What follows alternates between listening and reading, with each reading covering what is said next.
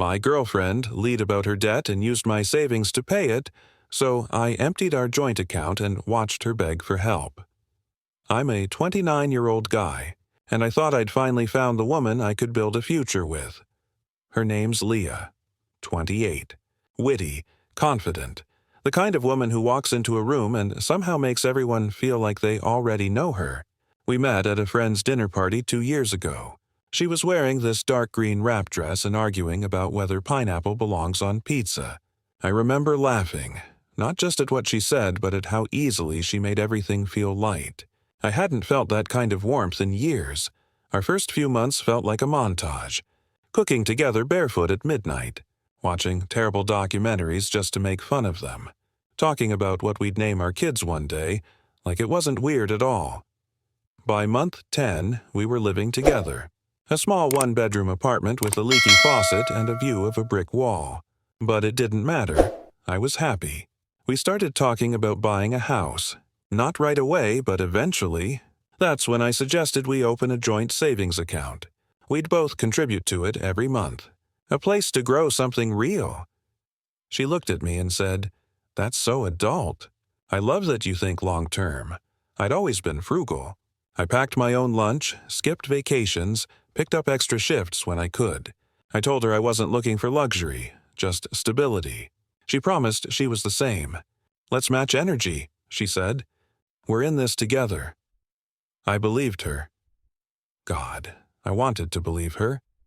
Because what's more romantic than two people saving for their future? But now, looking back, I realize I wasn't building a life with her. I was building a foundation for her to quietly burn. I remember the first time Leah hinted at her past. We were sitting on the balcony after a late dinner, sipping wine from mismatched mugs because we still hadn't bought real glassware. She got quiet out of nowhere and said, "I used to be really bad with money. Like, stupid bad. But I'm better now. I've grown. I didn't push. I'd been raised to believe that the past is the past. Everyone has baggage. And hell, I wasn't exactly perfect either. I'd maxed out a credit card once in college buying studio gear I never used. So I just nodded and said, "We're building forward, right?" She smiled like I'd passed some hidden test, but over time, things started to whisper at me. Little things.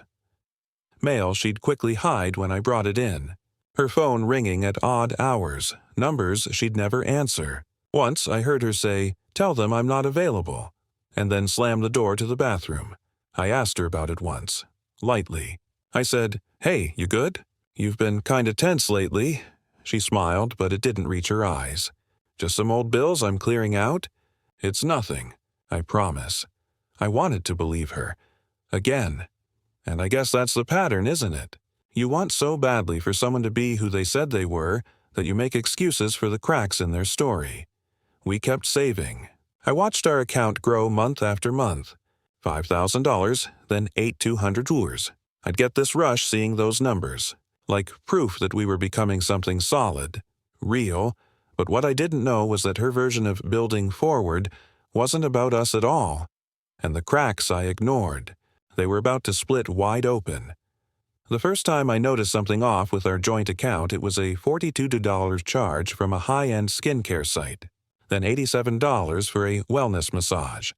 A few days later, $300 for something labeled athletic wear. I remember blinking at the screen like it would correct itself.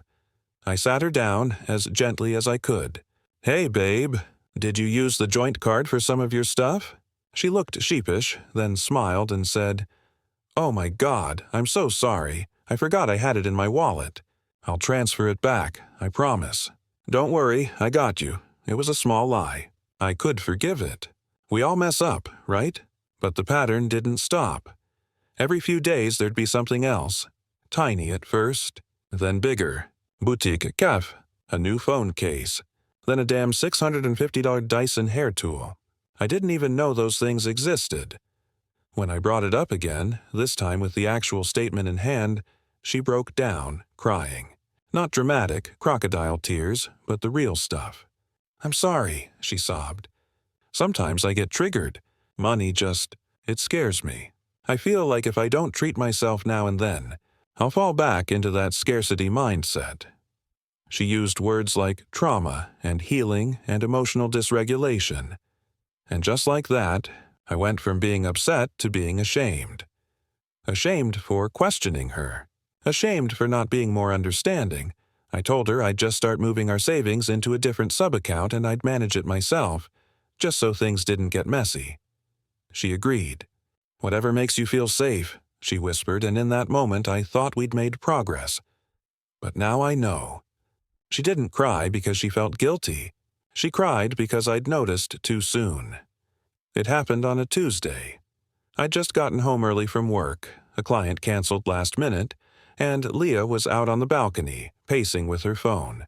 I didn't mean to listen in, but the sliding door was cracked open and her voice carried. She was laughing. Not the usual soft laugh she gave me, but sharp, almost mocking. "Girl, he still has no clue.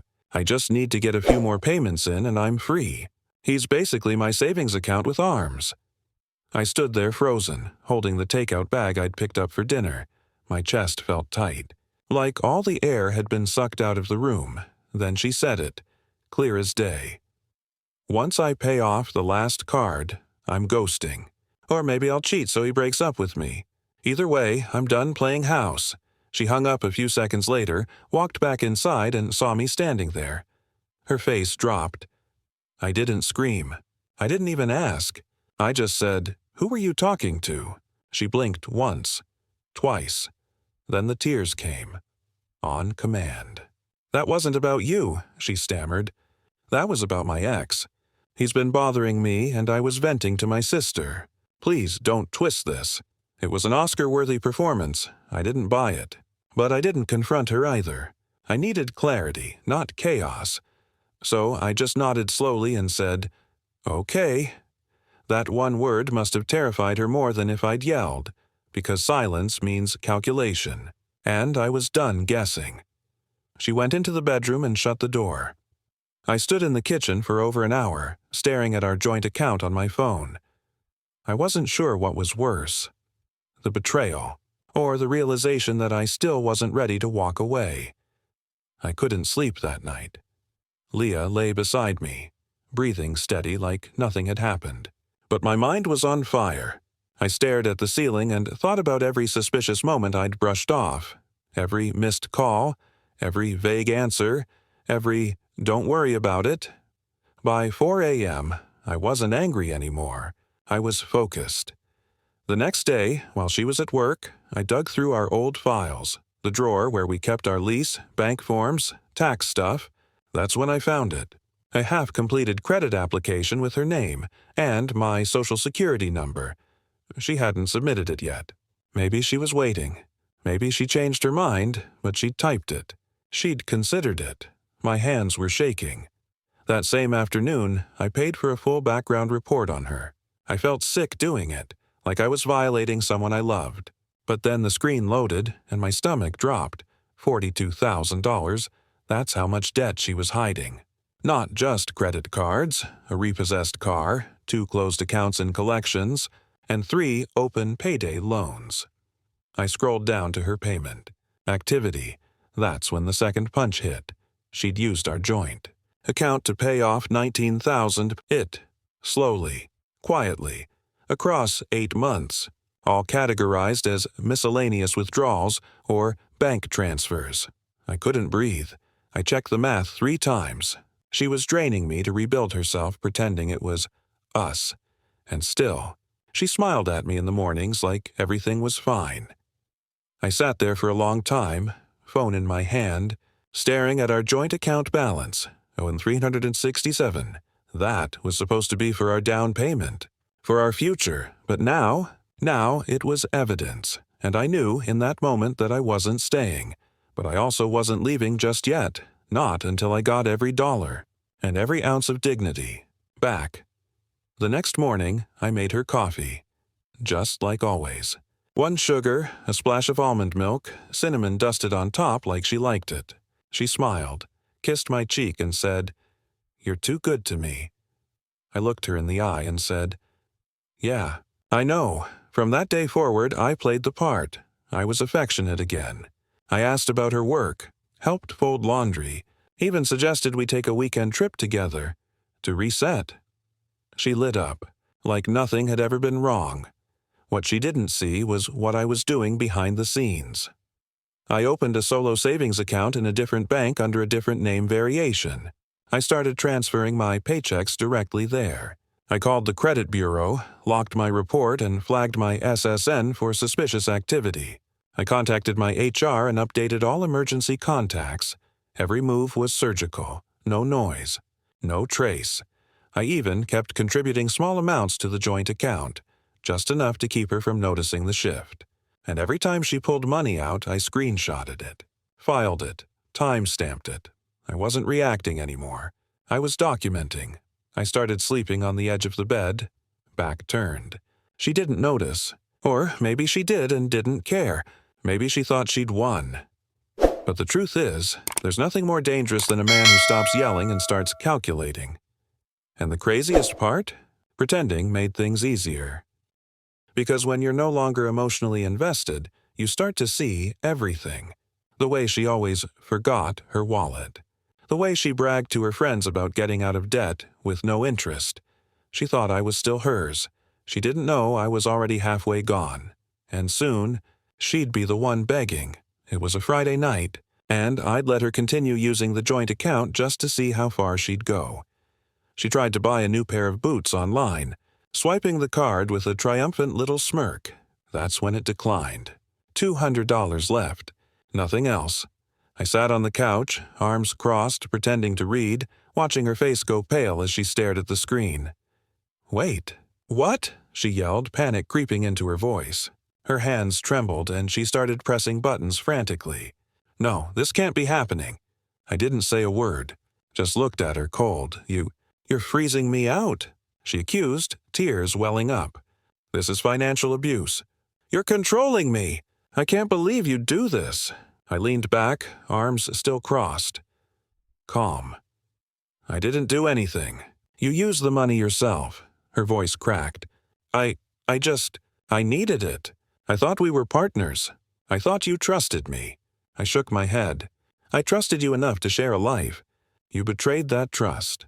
All of it." She fell to the floor, shaking, crying, begging me to give her money, any money, for rent, groceries, even a taxi ride. She called her sister, friends, anyone she could think of, pleading. And yet, she kept looking at me like somehow I'd failed her. It hit me then, the depth of her entitlement, the audacity of her lies. She'd stolen from me for months, laughed on the phone about using me as her bank, and now she was pretending to be the victim. I could feel a strange calm washing over me. I wasn't angry anymore. I wasn't hurt anymore. I was done. And this moment, watching her crumble, was exactly where I wanted her. The next morning, I walked into the bank. It felt surreal, like a heist in slow motion. I withdrew every last cent from the joint account, leaving exactly $1. Every transaction recorded. Every withdrawal a small act of justice. When I left, I sent her a single text. "You lied about your debt. I was your emergency fund. I'm not anymore." By the time she read it, she was frantic. She called and called, but I didn't answer. The notifications pinged my phone like nails on a chalkboard. Each one made her panic more palpable. She showed up at the apartment, flustered, hair messy from sleep, eyes red. "Please," she whispered, voice trembling. "I just need a little. Rent is due. Just help me this once." I didn't flinch. I didn't open the door. I watched her through the peephole, desperate, small, powerless. And for the first time in months, I felt an odd satisfaction. Not the joy of revenge, but the weight of control returned. The smell of morning coffee in the kitchen was oddly comforting. The sunlight hit the floor in long streaks, and I realized I was calm. She was unraveling, and I was finally safe. For years, I'd bent over backward, trusted too easily, and been manipulated. But now, the roles had reversed. She couldn't touch me. She had nothing. And the kicker? She had believed she was untouchable. She cried. She pleaded. She bargained, and I stayed silent, because some bridges, once burned, are meant to stay in ashes, and some people, once exposed, don't deserve a second chance. By the next week, Leah had started telling everyone she could think of that I'd gone crazy and was controlling with money. Friends, family, even our mutual co-workers. Her narrative was spinning fast, painting me as the villain. I heard about it through texts, laughs, and whispers, and at first, part of me panicked. Maybe some of it would stick. Maybe people would believe her over me. But then I realized something. I had proof. Bank statements, screenshots, credit pulls, text records. I could show anyone what really happened without saying a single word. Her sister even reached out after one of her desperate messages. "You did the right thing," she said softly. "She did this to 2 other guys before you. You're not the problem here." I didn't respond. I just let her words sit in my inbox like quiet validation. Meanwhile, Leah was spiraling. Her Instagram posts got desperate, bragging about being strong and independent, but the captions betrayed her. "Can't believe life keeps throwing me curveballs," she wrote. She'd even started couch hopping, asking friends for small loans she couldn't manage. All the while, I stayed out of sight.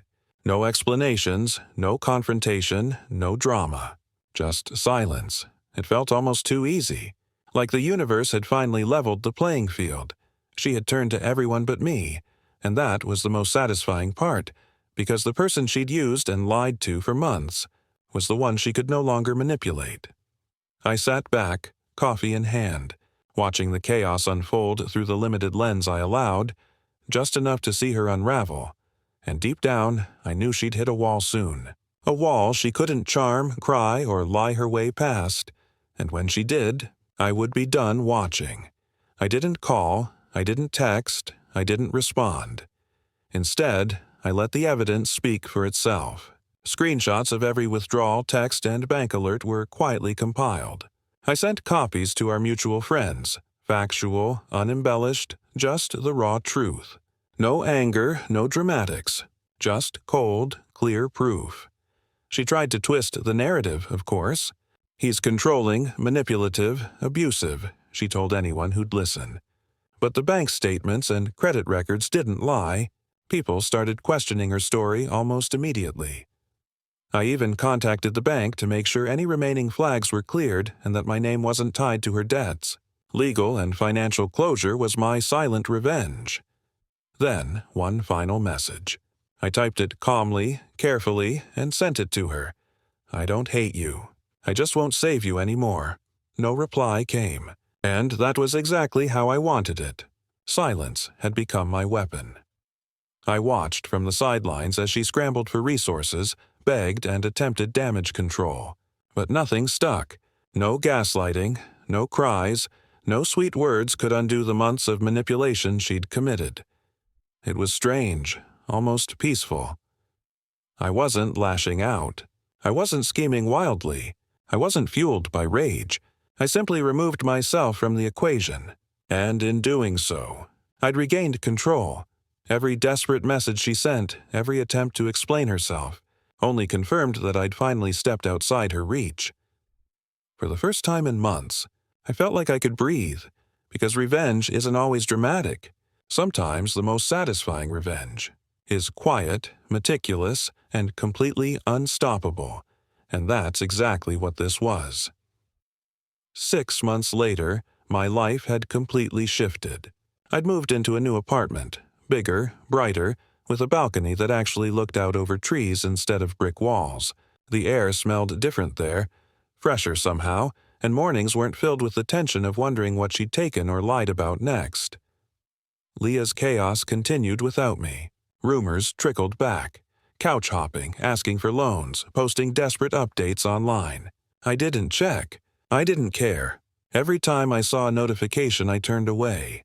I didn't need to watch her flail anymore. The universe seemed content to handle that. Some friends who had doubted me reached out, awkwardly apologizing for not believing my side. I replied with facts and moved on. No fights, no arguments. Just quiet vindication. I started volunteering at a financial literacy forum, anonymously sharing my story. People thanked me, wrote back, said they'd avoided the same mistakes because of it. That little ripple of impact gave me a strange satisfaction. a way to turn a personal nightmare into something meaningful. I slept better. I ate better. I worked better. And for the first time in years, I felt lighter. The apartment smelled of coffee and old books. The city hummed softly below, and I realized that the weight I'd carried for months had lifted. She was still out there somewhere, probably scheming, probably crying, probably blaming everyone but herself. And I wasn't. Because sometimes the ultimate payoff isn't yelling or confrontation. It's just stepping away and letting the consequences fall exactly where they belong. I'd survived, and somehow that was victory enough. It was a rainy Thursday afternoon when she showed up at my office building. The sky was gray, water streaking down the windows, and the streets glistened from the storm. She looked small, fragile, desperate, hair damp, eyes red, mascara streaked. "Please," she said, voice trembling, holding a wrinkled folder like it could save her. I just need help, just a little. I'll pay it back. I promise. I can't do this on my own. I didn't move. I didn't respond. The lobby buzzed around us, people walking past with umbrellas, cars splashing through puddles. She looked at me like maybe, just maybe, I would change my mind. I thought about every lie, every hidden transaction, every smile she'd given me while plotting her escape with my money, every time she laughed on the phone about using me as a bank, every tear that wasn't hers but a performance crafted to manipulate me. I watched her beg. And I didn't break. I already did, I finally said, voice quiet, deliberate. I already helped. You just burned the bridge. Her jaw dropped. She stumbled backward, tripping over the edge of the marble step. I didn't reach out. I didn't soften. I turned and walked away, the sound of my shoes echoing against the empty hallway. The rain hit my face as I stepped outside, cold and sharp, but strangely cleansing. She stayed there, pleading, silent, powerless. I could see her shoulders slump as she realized her last move had failed. Sometimes, the strongest revenge isn't chaos. It's leaving someone exactly where they belong, exposed, helpless, and facing the truth they tried to hide from the world. I kept walking. Each step felt lighter. Each breath felt freer, and for the first time in years, I felt like I could finally breathe again.